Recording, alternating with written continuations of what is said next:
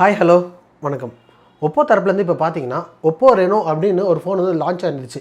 இப்போ அதை தொடர்ந்து ஒரு மிட்ரேஞ்ச் செக்மெண்ட்டில் இருக்கிற ஒப்போ A9 அப்படிங்கிற ஃபோன் வந்து இப்போ லான்ச் பண்ணியிருக்காங்க. ஸோ அந்த ஃபோனை பற்றின ஸ்பெசிஃபிகேட் ரிவ்யூ தான் இந்த வீடியோவில் பார்க்க போகிறோம். வீடியோ போகிறதுக்கு முன்னாடி நான் உங்கள் பிரவீன், நீங்கள் பார்த்துட்டு இருக்குது பிகேடெக் தமிழ். ஸ்கிப் பண்ணாமல் இந்த வீடியோ கடைசி வரைக்கும் பாருங்கள். அப்படியே நம்ம சேனலையும் சப்ஸ்கிரைப் பண்ணுங்கள். வாங்க இன்றைக்கி நம்ம வீடியோக்குள்ளே போகலாம்.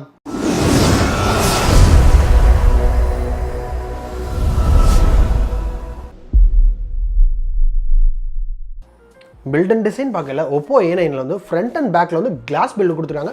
பார்க்குறதுக்கு ரொம்பவே ப்ரீமியமாகவும் நல்லாவும் இருக்குன்னே சொல்லலாம். பார்க்குறதுக்கு மொபைல் வந்து சாலிடாக வந்து கன்ஸ்ட்ரக்ட் பண்ணியிருக்காங்க.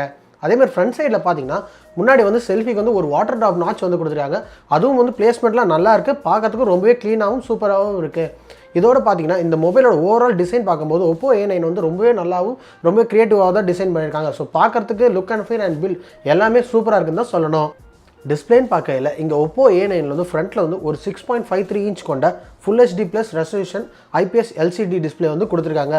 பார்க்குறதுக்கு டிஸ்பிளே டீசெண்டாக நல்லா தான் இருக்குது. ஆனால் இப்போ இவங்க விடுற ப்ரைஸ் செக்மெண்ட்டுக்கு வந்து சூப்பர் AMOLED டிஸ்பிளே டெக்னாலஜியை வந்து வச்ச டிஸ்பிளேவே இங்கே கொடுக்கலாம். ஆனால் இங்கே வந்து LCD டிஸ்பிளே தான் கொடுக்குறாங்க. இது ஒரு டவுன் சைடுன்னு சொல்லலாம். இருந்தாலும் வந்து இந்த டிஸ்பிளேயில் ப்ரொடியூஸ் பண்ணுற கலர்ஸ்லாம் ரொம்பவே நல்லாவே இருக்குது. ப்ராசர் அண்ட் ஜிபின்னு பார்க்கும்போது ஒப்போ A9 வந்து இங்கே மீடியாடெக்கோட Helio P70 அப்படிங்கிற ப்ராசர் வந்து கொடுத்துருக்காங்க. So day to day usage gaming எல்லாத்துக்குமே இது வந்து நல்ல ப்ராசர்னே சொல்லலாம். ப்ளஸ் வந்து பார்த்தீங்கன்னா இது வந்து 12 நானோமீட்டரில் பில்டான ப்ராசருங்கிறனால பேட்டரி லைஃபும் நல்லாவே இருக்கும்னு எதிர்பார்க்கலாம்.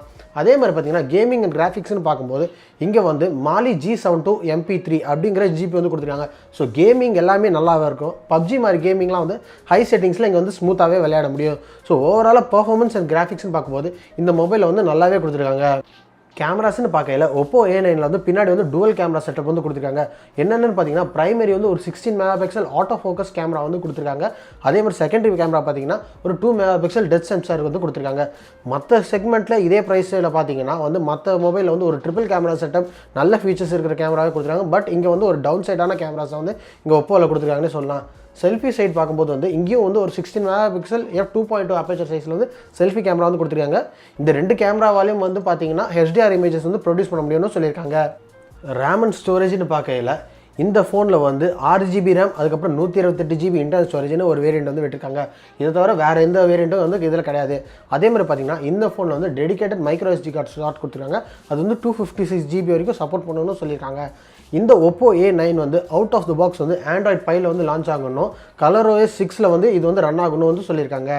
பேட்டரி கெப்பாசிட்டின்னு பார்க்கல இந்த ஃபோனில் வந்து 4020 mAh பேட்டரி வந்து கொடுத்துருக்காங்க. ஒரு டே டு டே யூசேஜுக்கு வந்து இந்த பேட்டரி கெப்பாசிட்டியே ஒரு போதுமானது தான் சொல்லணும்.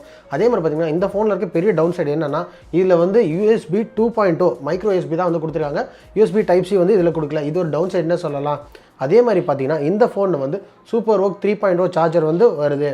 அதனால உங்கள் பேட்டரியை வந்து 50% வந்து 30 மினிட்ஸில் வந்து சார்ஜ் பண்ணிக்க முடியும்னு சொல்லியிருக்காங்க. இதே மட்டும் இல்லாமல் இந்த ஃபோனில் இதில் என்னென்ன ஃபீச்சர்ஸ் பார்த்தீங்கன்னா இதில் வந்து ஃபிங்கர் பிரிண்ட் ஸ்கேனர் இருக்குது, கைரோஸ்கோப் இருக்குது, அதுக்கப்புறம் எக்ஸ்ட்ரா சென்சர்ஸ்லாம் வந்து எல்லாமே வந்து இதில் இருக்குது. இந்த ஃபோனோட ஆரம்ப விலை எவ்வளோன்னு பார்த்தீங்கன்னா சுமார் 19,000 அப்படிங்கிற ப்ரைஸ் செக்மெண்ட்லேருந்து ஆரம்பிக்குது. ஸோ ஓவராலாக இந்த ஃபோன் ஒர்த்தா இல்லையா கீழே இருக்க கமெண்ட் செக்ஷனில் உங்களோட கருத்துக்களை சொல்லுங்கள். இந்த வீடியோ பிடிச்சதால் லைக் பண்ணுங்கள், ஷேர் பண்ணுங்கள். கீழே இருக்க கமெண்ட் செக்ஷனில் உங்களோட கருத்துக்களை சொல்லுங்கள். மேலும் இதே மாதிரி டெக் அன்பாக்சிங் மற்றும் டெக் ரிவ்யூஸ் தெரிஞ்சுக்கிறதுக்கு பிகேடெக் தமிழ் சேனலை சப்ஸ்கிரைப் பண்ணுங்கள். கூட இருக்க பெல் ஐக்கனையும் தட்டி விடுங்க. இதே மாதிரி ஒரு வீடியோவில் நான் உங்களை சந்திக்கிறேன். அது வரைக்கும் பாய்.